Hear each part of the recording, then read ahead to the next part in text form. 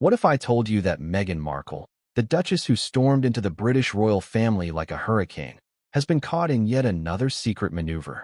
Not by King Charles, not by Prince William, but by Princess and herself, the famously sharp-tongued, no-nonsense royal who has always prided herself on loyalty to the crown above everything else. Imagine it. Whispers of private meetings with Parliament, deals struck in hushed corners, and a desperate bid to secure titles for Archie and Lilibet behind the backs of the monarch and his heir. Shocking? Yes, but it's only the beginning. Let's not sugarcoat it. This is the kind of story that forces us to ask, how far will Meghan Markle go to secure her children's future? And equally important, what does it say about the monarchy that she felt the need to go around Charles and William in the first place? Already, you can feel the contradiction bubbling. A family built on centuries of tradition, and a woman who has made a career out of rewriting her own narrative.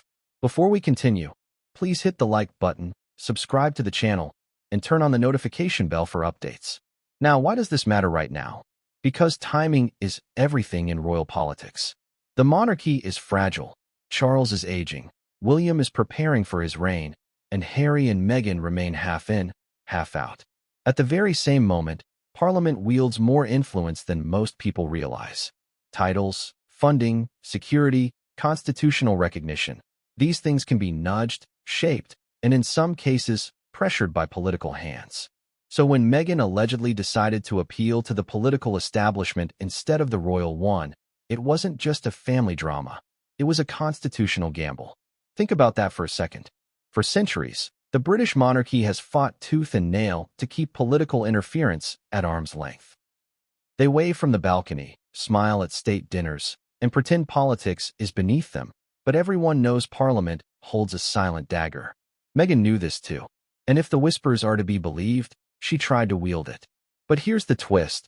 The one person she underestimated was Princess Anne. Anne, the second child of Queen Elizabeth II, has always played a background role in public imagination. She isn't glamorous like Diana was, she isn't scandalous like Andrew, and she isn't in line for the throne like Charles or William. But what people miss is her iron backbone. She's the one who gets up before dawn, works hundreds of engagements each year, and never complains. She is, in many ways, the monarchy's anchor, the quiet enforcer of tradition, which is precisely why this exposure matters. If and called Meghan out, it's because the breach was too severe to ignore. Picture the scene for a moment.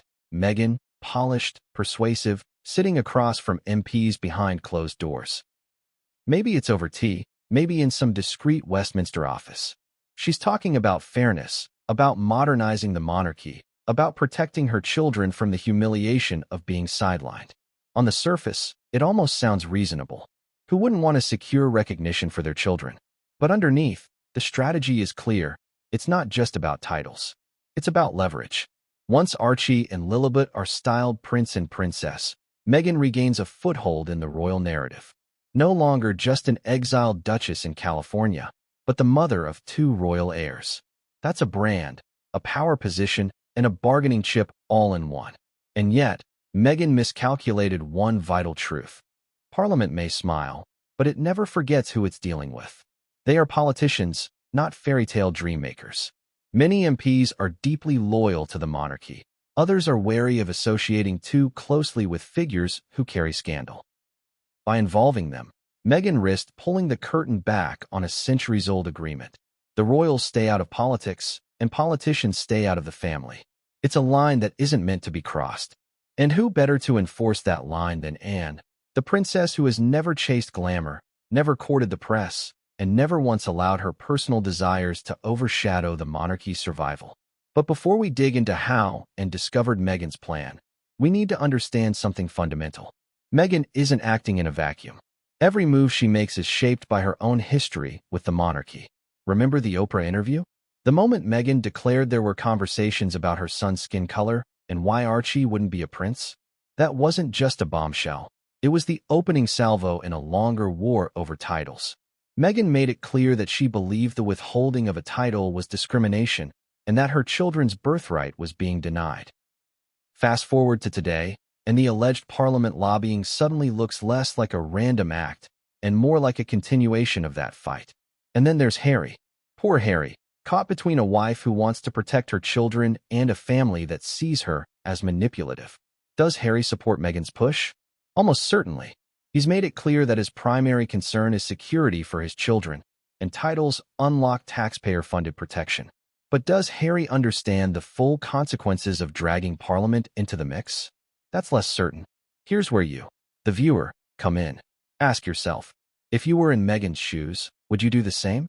Would you fight tooth and nail to ensure your children weren't stripped of what you believe is rightfully theirs? Or would you accept the monarchy's cold shoulder and walk away from the system entirely? That's the emotional dilemma Meghan is playing on. She frames herself as the protective mother, the woman willing to do what it takes for her children's safety and dignity. And that's a powerful narrative. But what happens when that narrative collides head-on with a centuries-old institution built on hierarchy, obedience, and secrecy? This is why the story matters now. Not just because Meghan allegedly tried to bypass Charles and William. Not just because and exposed her. But because it reveals a deeper truth about the royal family. This is a battle over survival, and every player is choosing sides. Meghan wants to modernize the rules in her favor, and wants to protect the old order. Charles and William? They want control. And Parliament? They're caught in the middle, unsure whether to dabble in royal politics or slam the door on Meghan's ambitions. The beauty and tragedy of this scandal is that it's not over. What and revealed is only the first crack in the dam. What happens next could alter the monarchy forever. But before we dive into the secret meetings, the whispered betrayals, and Anne's brutal exposure of Meghan's gambit, I want you to hold on to this one question. Was Meghan really fighting for her children, or was she fighting for herself? Because the answer to that question will change the way you see everything that follows. And make no mistake, what came next would change everything, and no one saw it coming. From the very beginning, Meghan and Harry's royal journey was fraught with questions of identity, hierarchy, and status. To the public, it seemed like fairy tale romance. An American actress marries a British prince. But within the walls of Buckingham Palace, titles weren't just ornamental. They were shields. They meant security, prestige, and a permanent seat at the table. And when Archie was born in 2019, and Meghan was told her son would not automatically be made Prince Archie of Sussex, it wasn't just a technicality. For Meghan, it was a slap in the face. Let's pause for a moment. Imagine this from Meghan's perspective. You've married into the most famous monarchy in the world. You've given birth to the child of a prince. And then you're told, no, he won't be styled as a prince. Not now. Not under these rules. Would you feel rejected? Would you feel your child was being stripped of something that should be his by blood? This is the raw, emotional wound that underpinned everything that followed. Now, here's where it gets complicated. The rule in question goes back to King George V, who in 1917 issued a letters patent that limited royal titles. According to that decree, only the children of the sovereign, the children of the sovereign's sons, and the eldest son of the eldest son of the Prince of Wales would automatically be entitled to princely status. In plain English, Archie didn't qualify at birth. He was too far down the line while Queen Elizabeth was still alive. The moment Charles became king, however, Archie and Lilibet technically became eligible for the titles of prince and princess. But Meghan wasn't willing to wait. And this is where the seeds of ambition really take root. Meghan saw the rules as archaic. She saw them as discriminatory. She even said as much in the Oprah interview, alleging that there were conversations about Archie's skin color, as well as deliberate moves to keep him from being called a prince. That's not just frustration, that's accusation. It was Meghan signaling to the world that the monarchy was playing politics with her children's identities. But here's the contradiction. Meghan has often portrayed herself as someone who doesn't care about titles. She said it herself. She doesn't care what people call her. She just wants her children to be safe. Yet actions speak louder than words. Again and again, she has positioned the withholding of titles as a central injustice. So ask yourself, which is it? Was Meghan truly indifferent? Or was she always strategizing to secure what she believed her children deserved? Harry, for his part, has been less subtle. In his memoir, Spare, and in multiple interviews, he expressed deep bitterness over the lack of protection afforded to Meghan and Archie. He equated the denial of titles with the denial of security, arguing that without royal status, his children would be more vulnerable to threats. And in today's world of paparazzi, online trolls, and extremist hatred, that argument isn't entirely hollow. But again, it doubles as leverage. Titles equal protection, protection equals safety, safety equals power. This is where the ambition becomes a narrative. Meghan and Harry began framing themselves not as rebels who abandoned titles, but as parents fighting to secure fairness for their children. It's a brilliant pivot when you think about it. Instead of being cast as opportunists chasing grandeur, they present themselves as protective parents battling injustice. That emotional framing is crucial. It wins sympathy, especially in America, where people love a story about parents standing up to a cold, elitist system. But what many forget is that Meghan had already tested this battlefield long before Parliament was involved. She had raised the issue during tense conversations with palace aides. She had clashed with senior courtiers over what Archie should be called. And according to multiple royal insiders, she made it very clear behind closed doors that she viewed the withholding of titles as a personal attack. That resentment didn't vanish when she and Harry left for California. It simmered. So, by the time whispers of Meghan lobbying Parliament began to circulate, it wasn't a random gamble. It was the natural outgrowth of years of frustration, anger, and ambition. Meghan wasn't just waking up one day and deciding to test her luck with MPs.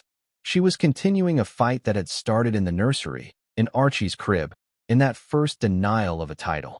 Here's where we need to confront another contradiction. Meghan often speaks about wanting independence from the monarchy, financial independence, freedom from its control, the ability to live her own life. Yet at the same time, she consistently fought to secure royal titles for her children. Isn't that a paradox? You can't claim to reject the system while simultaneously demanding its highest honors. Or can you? Perhaps Meghan wanted the best of both worlds, the autonomy of life in California and the prestige of royal titles for her children. It's a clever balancing act, but also one that breeds suspicion. Now, let's zoom out and ask ourselves a question. Why did titles matter so much in Meghan's mind? Was it really about security, or was it about legacy? Because titles don't just protect in the present, they shape the future. Prince Archie and Princess Lilibet aren't just names. They're permanent markers of identity. They guarantee relevance for decades to come. They anchor Meghan's children to the royal narrative, whether the palace likes it or not. And in the world of branding, influence, and public perception, that's priceless. Think about the irony. Meghan and Harry claim to despise the institution, yet they understand its currency better than anyone. They know that titles are more than ceremonial. They are leverage in the global marketplace of attention. They secure book deals, Netflix contracts, speaking engagements, philanthropic platforms. Without them, Archie and Lilibet are merely the children of celebrities. With them, they are royal heirs. That's the difference between fading into obscurity and remaining center stage. And here's where the story takes its first dramatic turn. Meghan wasn't willing to wait for Charles or William to grant those titles. She wanted them now. She wanted them secured, locked in, beyond question. And when palace doors stayed closed, she began looking for other ones to knock on. The path led her straight to Westminster, to Parliament, to political influence, to a new battleground where royal tradition could be challenged by political pressure. But Meghan wasn't the only one watching. Princess Anne, the woman who has spent her entire life defending the monarchy's boundaries, had already begun to take notice. For Anne, Meghan's ambition wasn't just about titles. It was about trespassing into sacred territory, and had seen the damage ambition could cause. She lived through Diana's clashes, Andrew's scandals, even Charles's own missteps. She knew the monarchy survived by keeping its walls intact, and she wasn't about to let Meghan bulldoze through them. So while Meghan was planting the seeds of title ambition and was already sharpening her shears, ready to cut them down. But how exactly did Meghan make her approach to Parliament? Who did she speak to? And how did she imagine she could bend politics to her will? And more importantly, how did Anne find out? The answers lie in the next chapter. And what you'll discover there will shake your idea of how far Meghan was truly willing to go. Because what came next would change everything, and no one saw it coming. What if I told you that Meghan Markle didn't just complain about titles in interviews or behind palace doors? She allegedly went one step further, stepping into a world royals are never supposed to touch: politics. That's right. whispers began to circulate that Meghan quietly reached out to members of Parliament. Not openly, of course, not with cameras flashing, but in discreet, carefully arranged conversations that she hoped would apply pressure on King Charles and Prince William from the outside in. Can you imagine the audacity? Royals, by convention, are supposed to stay out of politics entirely. They are symbols, not lobbyists. Their power comes from neutrality, from being above the fray. For Meghan to even think about approaching politicians wasn't just bold, it was dangerous. And it set in motion a chain of events that would lead straight to Princess Anne's furious intervention. So how exactly did this secret approach happen? Picture this: a quiet meeting room in Westminster, blinds half drawn, tea cooling on the table. A few sympathetic MPs, perhaps ones with progressive leanings, perhaps ones who admired Meghan's outspokenness on issues like race and mental health, agree to sit down and listen. Meghan, ever the actress, knows how to command a room. She speaks of fairness. She paints a picture of Archie and Lilibet, innocent children caught in the crossfire of outdated rules. She appeals to empathy, to justice, to modernity. And she frames it not as a personal demand, but as a matter of principle. But let's be clear, beneath the language of justice lies raw ambition. Meghan knows Parliament cannot directly grant titles. That remains the King's prerogative. But what Parliament can do is create noise. MPs can raise questions, spark debates, and make headlines. They can build political pressure that makes Charles look stubborn if he refuses. In essence, Meghan's approach wasn't about asking Parliament to crown her children. It was about weaponizing politics to corner the monarchy. Now here's the kicker. This wasn't entirely without precedent. Parliament has played roles in royal affairs before. Think about the abdication crisis of 1936, when Edward VIII had to get Parliament's approval to renounce the throne. Think about changes to the succession laws in recent decades, which required parliamentary acts across Commonwealth nations. Meghan knew history. She knew that Parliament, when stirred, could rattle the royal cage. The problem? She underestimated how dangerous it would look for a duchess, especially one who had walked away from royal duty, to be seen meddling with MPs. And that's exactly why Princess Anne's antennae twitched. And, unlike many of her siblings, has always had a hawk's eye for breaches of protocol. Where Charles dithers and William negotiates and enforces, she has no patience for half-in, half-out games. And when whispers reached her that Meghan was holding quiet talks with politicians, and knew immediately what it meant, a direct attempt to undermine royal authority. But pause for a second and ask yourself, could Meghan have had another motive? Was this really just about titles? Or was it about reasserting power? Reminding the monarchy that she could still stir trouble on their home turf? After all, Meghan has been accused before of using the media, of using interviews, of using her platform to apply pressure. Parliament may simply have been the next logical step in that strategy. The irony here is almost cinematic. Meghan, the outsider, the American, the woman who supposedly wanted freedom from royal constraints, going behind the monarchy's back to court the very politicians who could shake its foundations.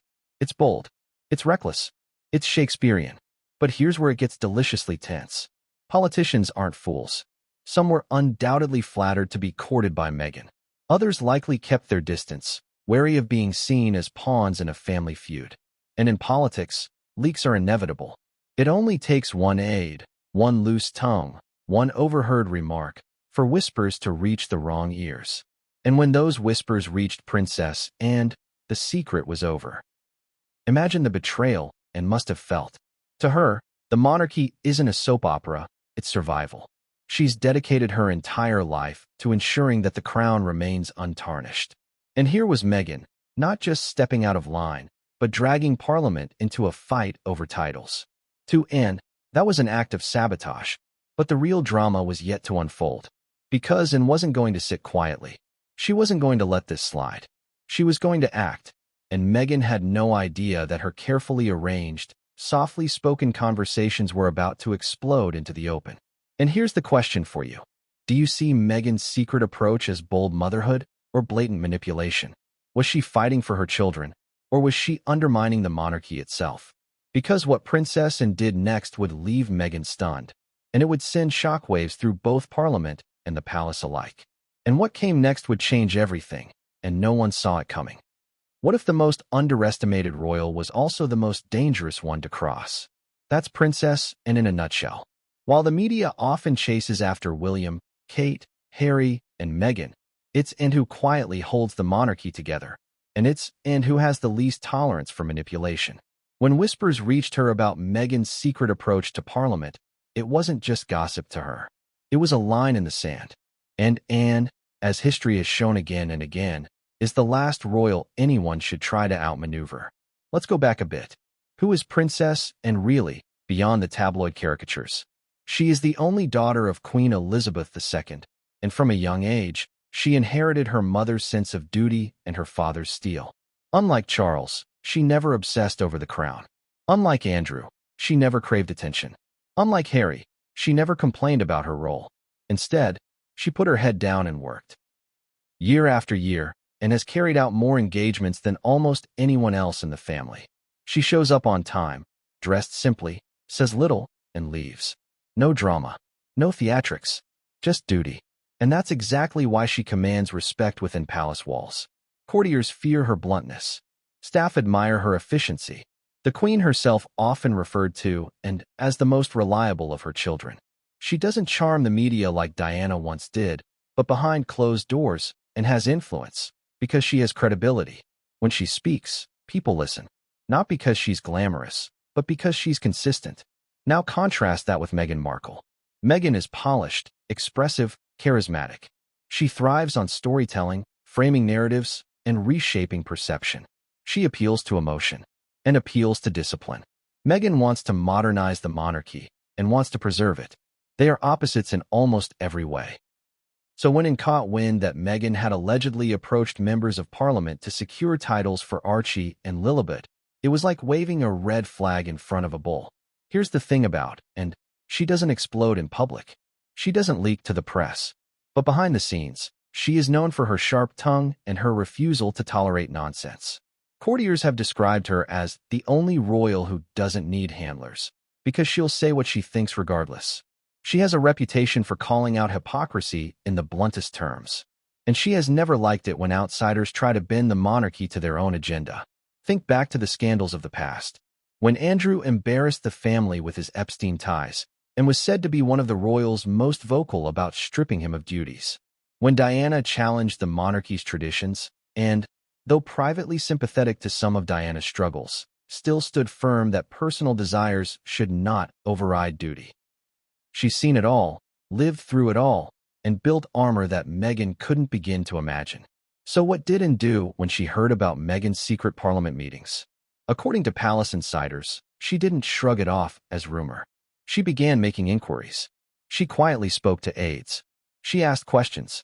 And piece by piece, she gathered enough to see the picture clearly.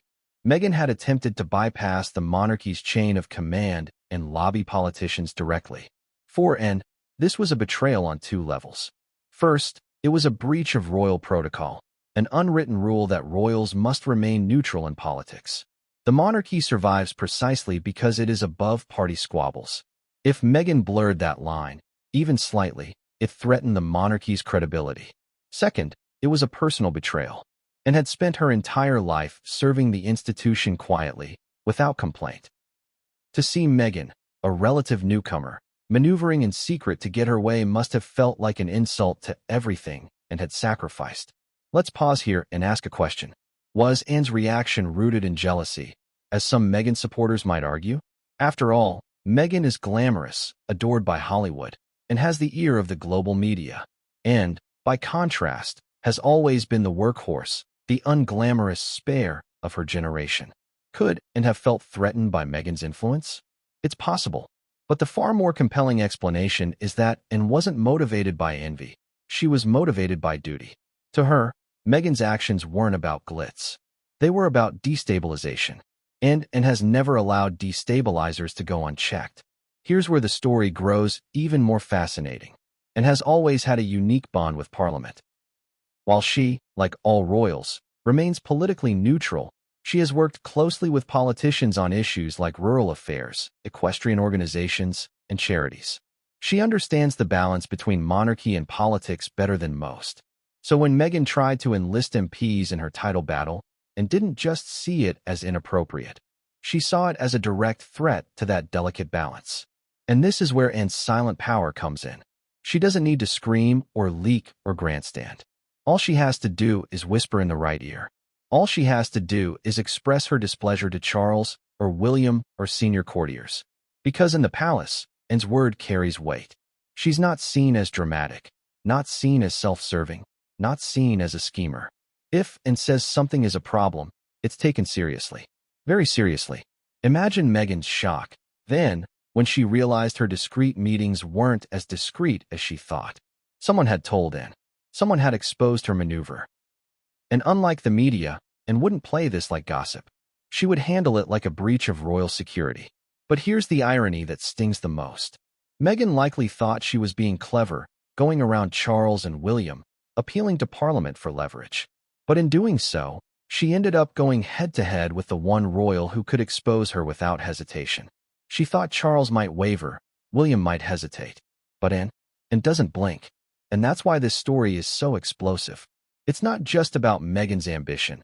It's about Anne stepping into the role of silent enforcer. For decades, Anne has been underestimated by the press, overshadowed by her brothers and the glamour of her relatives. But in this moment, it was Anne who drew the line. It was Anne who said, enough. And it was Anne who set the stage for the confrontation that would shake Meghan's strategy to its core. So ask yourself, if Meghan had never tried to involve Parliament, would Anne have remained silent? Would she have simply let Charles and William handle it? Or was this always destined to be Anne's battle, the moment where her quiet steel would collide with Meghan's loud ambition? Because as you're about to see, Anne's exposure of Meghan's maneuver didn't just stop the plan. It triggered a chain reaction inside Buckingham Palace that would leave Meghan stunned, and Parliament scrambling to distance itself from the drama. And what Anne uncovered next would change everything, and no one saw it coming. Imagine the scene. A small, dimly lit room in Westminster, tucked away from the grandeur of Parliament's main halls. The kind of room designed for quiet conversations, not historic showdowns. The blinds are half drawn. The air is heavy with the scent of coffee gone cold. And at the center of it all, Meghan Markle, Duchess of Sussex, seated across from a handful of carefully chosen MPs. Her posture perfect, her expression warm yet determined. She leans forward slightly, her voice measured, persuasive. Titles, she begins softly, aren't just about vanity. They're about security, about fairness, about acknowledging a child's heritage. Archie and Lilibet didn't choose to be born into this family, but they deserve the recognition that comes with their bloodline. Powerful words, emotional words, the kind of argument that appeals not to dry politics, but to human empathy. And Meghan knows how to use it. After all, she's an actress by training, a communicator by nature. She understands the power of a story. And here, in this quiet room, she's weaving one for her audience. But pause for a second. Why here? Why Parliament? Because Meghan has learned a painful truth. Palace walls are not her allies. Charles won't be rushed. William won't be bullied. Courtiers won't bend. If she wants traction, she needs another avenue. Parliament, with its debates, its committees, its ability to spark headlines, offers leverage. Not power to grant titles outright. That remains the monarch's prerogative, but influence. The kind of influence that can embarrass a king into action. And that's where this meeting becomes fascinating. On one side, Meghan, the outsider who still wants her children anchored in royal legitimacy. On the other side, politicians, calculating, cautious, wary. Some admire Meghan's courage, her outspokenness on race, mental health, women's rights. Others see her as reckless, a potential liability. Yet all of them know that simply sitting in that room places them at the edge of controversy. Imagine the MPs shifting in their chairs as Meghan speaks. She paints vivid images. Archie growing up aware that his cousins are princes and princesses while he is not. Lilibet, born in America but still Elizabeth II's great-grandchild, denied the styling that history would suggest is hers. She calls it a matter of justice. She frames it as protecting innocent children from an outdated, discriminatory system. And for a moment, just a moment, some of them nod. But politics is never that simple. One MP clears their throat. With respect, Duchess, this isn't Parliament's domain. Titles belong to the crown. Another leans in, wary. We sympathize, of course. But do you understand what it looks like involving us in royal matters? It could be seen as crossing a line. This is where Meghan's brilliance shows. She doesn't argue back aggressively. She pivots. I'm not asking you to act where you have no power. I'm asking you to give voice to fairness, to ask questions, to open a conversation. If the monarchy wants to survive, it must adapt. Think about that line. If the monarchy wants to survive, it must adapt. It's not just persuasion, it's a subtle threat. The implication is clear. Side with me, or risk being seen as defenders of an institution stuck in the past. But here's the irony Meghan never saw coming. Even as she made her case, her words were not confined to that room. Politics leaks. It always leaks. Maybe it was an aide. Maybe an MP confided in a colleague. Maybe someone thought they were being clever by mentioning it over dinner. However it happened, whispers of Meghan meeting with Parliament began to spread. And those whispers carried fast, straight into the corridors of Buckingham Palace, and directly to the ears of Princess Anne. Now ask yourself, did Meghan truly believe this meeting would stay secret? Or was secrecy never the point? Was this her way of planting seeds, knowing that even whispers could apply pressure? After all, Meghan understands media as well as anyone. A leaked rumor about Parliament's involvement could itself create the noise she needed. But if that was her strategy, it backfired spectacularly. Because the very person she underestimated, and the royal who never chases headlines, was the one who took it most seriously. Meanwhile, inside that meeting room, Meghan closed with her sharpest appeal yet. This isn't about me. It's about two children who will grow up wondering why their family name was treated as less. And I refuse to let that question haunt them. A silence followed. Some MPs looked moved. Others looked deeply uncomfortable. And when the meeting finally ended, Meghan left with her head high, believing she had at least planted the seed of action. What she didn't know was that outside those walls, the seed was already growing, but not in the way she imagined. Because while Meghan thought she had gained leverage, what she had really done was provoke a storm within the palace. A storm led by a woman who had no tolerance for boundary crossing, no patience for maneuvering, and no fear of confrontation, Princess Anne. And when Anne decided to expose what Meghan had done, the entire game changed.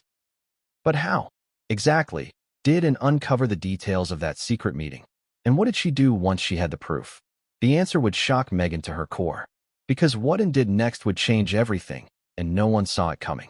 What if the royal family's most silent, most disciplined player turned out to be the one who blew the whistle on Meghan's secret maneuvers?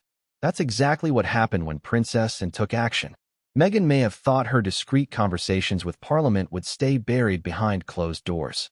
But Anne is no ordinary royal.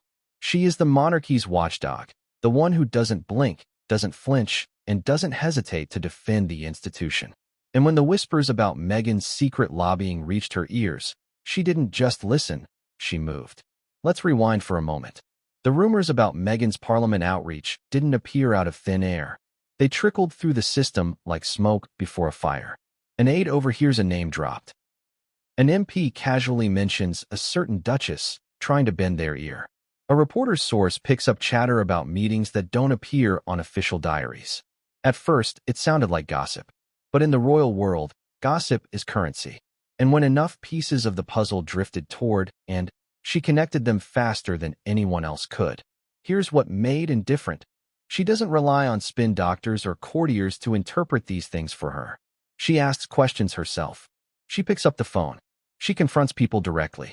And so, as Meghan's Parliament whispers grew louder, Anne quietly began verifying them. A word here with a trusted MP. A subtle inquiry with a senior aide. And soon, the picture was clear. Meghan had stepped into politics to try to force titles for Archie and Lilibet. For Anne, that was unacceptable. And this is where her true power comes into play. And doesn't run to the press. She doesn't leak through friends. Instead, she does something far more devastating. She goes straight to the heart of the monarchy and exposes the breach. Imagine the moment she informed Charles. Her voice blunt, her tone clipped. She's been meeting MPs.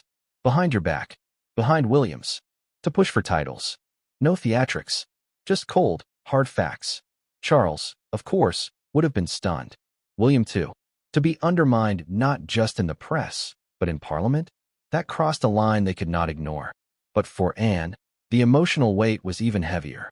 She had spent her entire life protecting the monarchy from scandal, working tirelessly without complaint. To see Meghan, who had walked away, who had criticized the family publicly, sneaking back through political doors to demand royal privileges, it must have felt like betrayal on the deepest level. And didn't stop with Charles. She understood the stakes better than anyone. If this leaked to the public without context, it could spiral out of control. And made sure to take control first. She alerted senior courtiers. She spoke to advisors. She effectively cut off Meghan's maneuver before it could bear fruit. By exposing it internally, and forced the palace to rally, to close ranks, to be ready. Meghan's secret play was no longer secret. It was neutralized. Now here's the irony, and never needed to raise her voice. She never needed to launch a public crusade. Her very reputation carried the weight in palace circles, and is known for never exaggerating, never inventing drama. If she says something happened, people believe her. And that credibility made Meghan's alleged maneuver 10 times more damning. Because if Anne was calling it out, it meant it was serious. But pause for a moment. Was Anne's decision to expose Meghan an act of loyalty to Charles and William, or was it something deeper? Perhaps it was about drawing a line in the sand. The monarchy, Anne knew, could withstand scandal, divorce, even abdication. But what it could not withstand was becoming a political pawn. If Meghan succeeded in dragging Parliament into the titles issue, it would break the monarchy's most sacred rule, neutrality. And wasn't just defending Charles or William. She was defending the crown itself. So ask yourself, did Meghan realize the storm she had unleashed? Did she understand that in targeting Parliament, she had awakened the one royal least likely to forgive? Because Anne is not known for second chances. Once her trust is broken, it is broken for good. And Meghan, in Anne's eyes, had crossed an unforgivable line. Imagine Meghan's shock when word reached her that Anne knew that her private maneuver was no longer private. The very secrecy she relied on had evaporated. And worse, it wasn't Charles or William who caught her, it was Anne. The royal with no tolerance for theatrics. The royal whose word carried unimpeachable authority. At that point, the tide had shifted. Meghan was no longer in control of the narrative, and had seized it. The monarchy now had the upper hand, and Meghan's attempt to secure titles through politics had been exposed before it could gain traction. But this exposure wasn't the end of the story. It was the beginning. Because Anne's decision to bring Meghan's maneuver to light set off a domino effect. One that rippled through Charles, William, Parliament, and eventually, the public. The exposure raised questions not just about Meghan's strategy, but about loyalty, power, and survival. And when Charles and William heard what Anne had uncovered, their reaction was one Meghan could never have anticipated. Because what happened inside the palace after Anne's revelation would change everything, and no one saw it coming.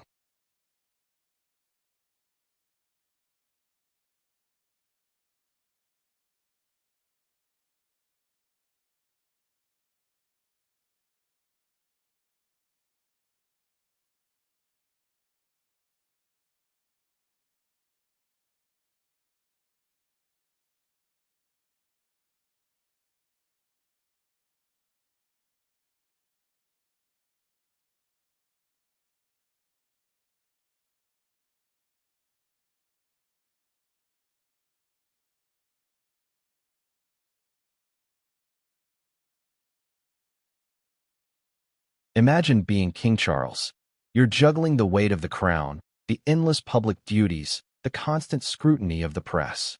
Your reign is still fresh, fragile even, with every decision measured against the golden memory of your late mother. And then, out of nowhere, your sister walks into the room with a revelation that freezes you in your tracks. She's been meeting with Parliament, behind your back, behind William's back, to force titles for her children. Now imagine being Prince William, sitting beside your father, hearing those words. For years, you've battled rumors, leaks, betrayal, and the constant push-pull of Harry and Meghan's choices. But this is different. This isn't another Netflix documentary. This isn't another Oprah interview. This is Meghan reaching into the very heart of British democracy to sidestep the monarchy itself. For William, it's not just offensive. It's war. Let's break down their reactions. Charles, for all his patience and habit of overthinking, has one immediate instinct: horror. The monarchy has survived centuries by clinging to its neutrality. Kings and queens may reign, but Parliament governs. If the crown is seen as dragging politicians into family squabbles, the institution's entire survival is at risk. And here's Meghan, a duchess who publicly distanced herself from the firm, allegedly trying to weaponize Parliament to secure titles. For Charles, it isn't just manipulation, it's an existential threat. William's response is sharper, angrier. He has always carried the burden of protecting the monarchy's future. He knows that every scandal today is a stain on tomorrow's throne. And unlike his father, William doesn't indulge in hesitation. To him, Meghan's move confirms every suspicion he's harbored, that she and Harry will stop at nothing to bend the institution to their will. For William, this isn't a plea for fairness. It's an attack. And in his eyes, it proves once again why Meghan can never be trusted. But let's not forget the human element here. This isn't just about protocol or neutrality. This is about betrayal within a family. Charles is still Harry's father. William is still Harry's brother. Behind the royal titles and duties, these are men who have loved Harry since the day he was born. And now, to learn that Harry's wife has allegedly gone behind their backs to Parliament, it cuts deep. It confirms what they've feared since Megxit, that the rift isn't healing. It's widening. Ask yourself this. Could Charles and William have been more understanding if Meghan had appealed directly to them? If she had said, "Please, I want my children recognized for their heritage, for their security," would they have listened? Perhaps. But by bypassing them and involving politicians, Meghan made it impossible for them to view her request as anything but manipulation. The choice of venue, Parliament, transformed the issue from family to constitutional crisis. Now, picture the private conversation between Charles and William after and leaves the room. Charles, pacing, his hands behind his back, his voice low. William, sharper, gesturing, his jaw tight with fury. "We cannot allow this," William insists. "If she succeeds once, she'll do it again." Charles, ever cautious, sighs. "But she is Harry's wife, and those are my grandchildren." This is the crux of the dilemma. Charles's heart is torn. He knows the dangers of alienating his younger son further. He knows the monarchy already faces criticism for how it treated Diana. He cannot afford another narrative of cruelty, another story of exclusion. But William is unflinching. "Father, if you give in now, the crown will look weak. She's already gone outside the family. We have to shut this down, publicly, if necessary." And here's where the irony burns. Meghan's very attempt to secure titles may have ensured the opposite. By forcing Charles and William into a defensive corner, she hardened their resolve. What might have been debated quietly within palace walls is now viewed as a breach of trust, an act that cannot go unanswered. But don't be fooled. This isn't just about Charles and William reacting to Meghan. It's about strategy. The monarchy never moves impulsively. Behind the scenes, advisors will have been called. Scenarios mapped. How do we control the narrative? How do we prevent leaks? How do we respond if Parliament raises questions? This is the chessboard Meghan may not have fully anticipated. Because while she plays the game of emotional appeals and media sympathy, Charles and William play the game of institutional survival. Now, consider the tension between father and son. Charles, the man who has always wanted to be seen as compassionate, might lean toward quiet handling, perhaps even a conciliatory gesture toward Harry's children. William, the heir, the man determined to modernize and protect the monarchy, has no patience for appeasement. For him, any concession to Meghan after such a stunt would be a sign of weakness. And in that clash, between compassion and survival, the monarchy's next move will be decided. But let's not forget Parliament's role in this. Because while Charles and William argue behind palace walls, the MPs Meghan approached are now caught in the crossfire. Some feel duped, others feel uneasy, and soon, those private conversations risk spilling into the open. For Charles and William, that's the nightmare scenario. Headlines screaming, "Meghan lobbied Parliament for titles." This is where Anne's revelation transforms from family gossip into a constitutional crisis. And Charles and William know it. Their shock isn't just emotional, it's strategic. They must act, and fast, before the story explodes into the press. So what did they do? What steps did Charles and William take once and exposed Meghan's maneuver? And how did Parliament itself respond to the sudden realization that it had been dragged into royal warfare? Because the fallout from Meghan's secret lobbying attempt was only just beginning. And what happened in Parliament next would change everything, and no one saw it coming. Picture the halls of Westminster. Echoes of hurried footsteps, the low murmur of aides carrying stacks of papers, the shuffle of MPs darting between meetings. It's business as usual on the surface. But behind closed doors, whispers are flying. Whispers that a duchess, no longer a working royal, has been quietly sounding out politicians, trying to nudge them into pressuring the monarchy on titles for her children. For Parliament, this isn't just gossip, it's dangerous. Why? Because the relationship between Parliament and the Crown has always been a delicate balancing act. Parliament makes the laws. The monarch reigns, ceremonially above politics.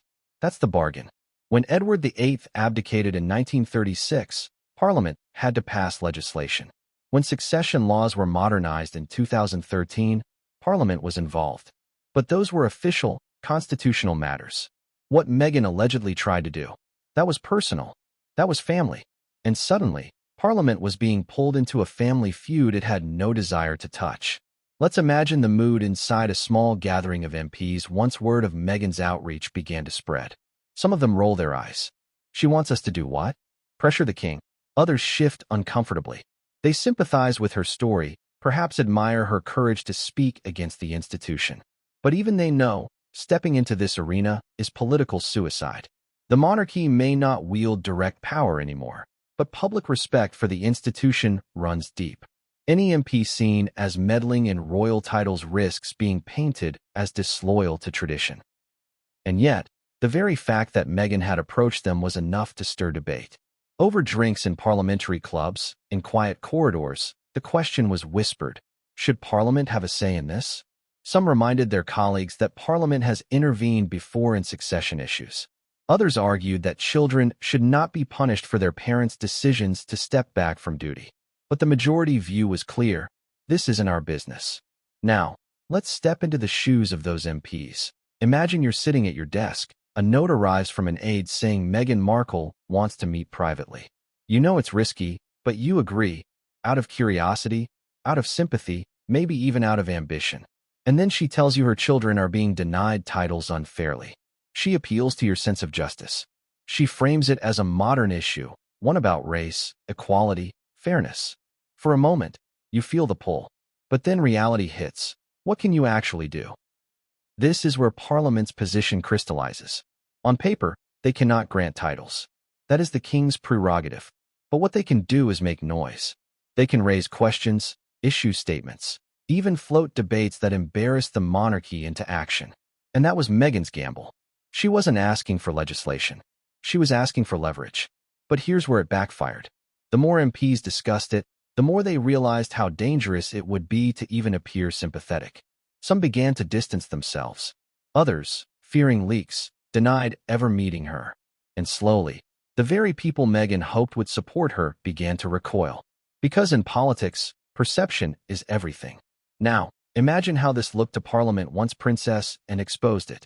To be dragged into a royal clash by Meghan Markle, only 4N, the most respected, no-nonsense royal, to blow the whistle? That was humiliation. It made MPs look naive. It made them look compromised. And no politician wants that. So what did Parliament do? They shut down. They clamped their lips. They whispered privately, but they made no moves publicly. The line was drawn. The monarchy may be flawed, but Parliament wasn't going to risk being accused of meddling in royal titles for Meghan's children. In effect, Meghan's approach turned her supposed allies into liabilities. But here's the deeper irony. By involving Parliament, Meghan had confirmed Anne's worst fears, that she was willing to break the monarchy's golden rule, neutrality. And that meant Parliament wasn't just rejecting her request. They were now watching the monarchy closely, waiting to see how Charles and William would respond. For once, Parliament and the palace were aligned. Both had been burned by Meghan's gambit, and both were quietly preparing for fallout. Let's put this in perspective. Throughout history, royals have clashed with Parliament. Monarchs have begged, threatened, demanded. But rarely has a junior member of the family, married in and self-exiled to California, tried to use Parliament as a pressure tool against the reigning king. That's why this story matters. It wasn't just scandal. It was unprecedented. Ask yourself, did Meghan truly believe Parliament would risk its reputation to support her?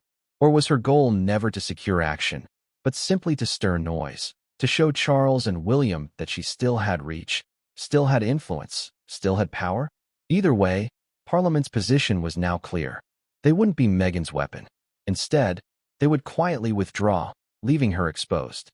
And worse, they would leave her to face the fury of Anne, Charles, and William, now united in their determination to shut her down. But Meghan wasn't ready to give up. Not yet. Because even as Parliament pulled away, she still had allies, friends, supporters, sympathizers.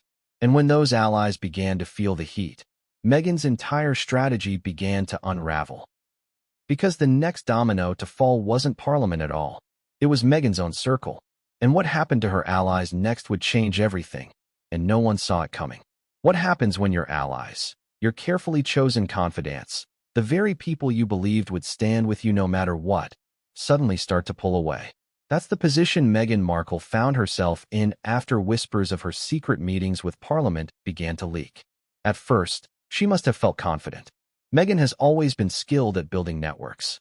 She cultivated friendships with Hollywood stars, American politicians, influential journalists, and charitable organizations. Many admired her for her outspokenness, for her willingness to challenge the monarchy, for the way she positioned herself as a modern woman pushing against archaic traditions. These were the people she assumed would back her when things got tough. But politics and power are never that simple. The moment Princess Anne's revelation reached palace walls and the story began to seep into political circles, Meghan's allies faced a dilemma. Do they stand with her and risk being dragged into a royal family feud? Or do they quietly retreat, cutting ties before the fire spreads? For many, the answer was survival. Let's paint the picture. Imagine a well-connected MP who had agreed to take Meghan's call, maybe even met her briefly. At first, they sympathized. Meghan's arguments about fairness, about race, about children growing up without recognition, those were powerful, emotional appeals. But now, with and exposing the maneuver, that same MP finds themselves under the microscope. Colleagues ask questions. Journalists sniff around. Suddenly, what seemed like a discreet conversation feels like a liability. And so, one by one, Meghan's political sympathizers began to distance themselves. Aides advised their bosses to stay quiet. Some denied ever meeting her at all. Others brushed it off as a polite conversation that meant nothing. Meghan, who had expected support, found herself increasingly isolated. But it wasn't just Parliament. Across the Atlantic, in Hollywood and Washington, friends who had once praised Meghan's bravery began to hesitate. Political allies in the U.S. are careful. They may sympathize with Meghan's personal story, but aligning themselves too closely with her feud against the monarchy risks alienating British counterparts and international observers. What if they're accused of meddling in another country's constitutional matters? For politicians, perception is everything. And Meghan's gambit had turned toxic. Now, think about the emotional weight of this for Meghan. She has always framed herself as a fighter for justice, someone who won't back down from speaking truth to power. To suddenly see allies fold, to watch supporters slip away, must have felt like betrayal. After all, hadn't she stood by them? Hadn't she used her platform to amplify causes, to give visibility to issues others ignored? In her eyes, she deserved loyalty. But loyalty, in politics and power, has limits. And then there were the media allies, journalists, commentators, influencers who had once defended her passionately. Some continued to speak up, framing Anne's intervention as bullying, or portraying Meghan as a mother simply protecting her children. But even they felt the strain. The more Anne's credibility framed Meghan's move as improper, the harder it became to argue her case. Slowly, even sympathetic media voices softened. Perhaps Meghan miscalculated, some suggested. Others asked if this was truly about the children, or about Meghan's determination to stay relevant. It's here we see the irony. Meghan's attempt to strengthen her hand by involving Parliament actually weakened her position. Instead of securing allies, she put them under pressure. Instead of gaining leverage, she exposed them to scrutiny. And the result was abandonment. The very people she thought would stand tall beside her melted away. But let's not miss the human drama. For Meghan, this wasn't just political, it was personal. Imagine sitting in your Montecito home, scanning headlines, watching commentators speculate about your motives, hearing whispers that once trusted allies are backpedaling. The isolation grows louder. The betrayal cuts deeper. And somewhere in the middle of it all, Meghan must have asked herself, did I push too far? Did I misjudge the game? Yet, if history has shown us anything, it's that Meghan rarely backs down. When one door closes, she looks for another. And as allies pulled away, she recalibrated. She leaned harder into PR strategies. She considered how to spin the exposure, how to frame herself once more as the victim of an archaic system, rather than the instigator of political meddling. But there's a catch. By this point, and wasn't just watching quietly. Charles and William weren't just stunned. They were strategizing. And Meghan's isolation made her vulnerable to the next blow, the one that wouldn't come from Parliament or from her fleeing allies, but from the court of public opinion. Because once the story began leaking into the media, the narrative took on a life of its own. And in that narrative, Meghan wasn't the mother fighting for her children. She was the Duchess caught scheming in the shadows. So ask yourself, how does someone recover from that? How does Meghan claw back control when even her allies are backing away? The answer lies in what came next, the explosion of public reaction. And what the people of Britain and the wider world had to say would change everything, and no one saw it coming. Picture the first headline hitting the tabloids. Meghan Markle secretly approached Parliament over titles, exposed by Princess, and it spreads like wildfire. Within hours, it's not just the tabloids. It's mainstream outlets, morning talk shows, international broadcasters. The story leaps from London to Los Angeles, from political insiders to late-night comedians. Suddenly, Meghan's private maneuver is public, and the world is watching. The reaction? Explosive. On one side, you have outrage. Readers shaking their heads, commentators thundering about overreach, columnists calling it a betrayal of royal neutrality. For them, this isn't just another Meghan and Harry squabble. It's a duchess trying to manipulate the levers of democracy for personal gain. The very idea that Meghan would try to rope Parliament into family drama becomes proof, to her critics, that she is power-hungry, manipulative, and reckless. But then, on the other side, you have sympathy. Meghan's supporters rally online. They argue that she's a mother fighting for her children, that she has every right to seek fairness, that the monarchy has treated her and Harry with cruelty from the start. For them, the revelation is proof of just how desperate Meghan must have felt to resort to Parliament, evidence that the monarchy left her no choice. And in between those extremes, confusion, ordinary people asking, wait, can Parliament even do that? Could MPs really push Charles to give Archie and Lilibet titles? For many, the story sparks curiosity about the mysterious rules of royalty. For others, it's yet another exhausting chapter in the saga of the Sussexes versus the monarchy. Now imagine the talk shows. Piers Morgan smirking as he calls Meghan delusional. American anchors debating whether this is racism, sexism, or simply royal politics. Social media explodes with memes.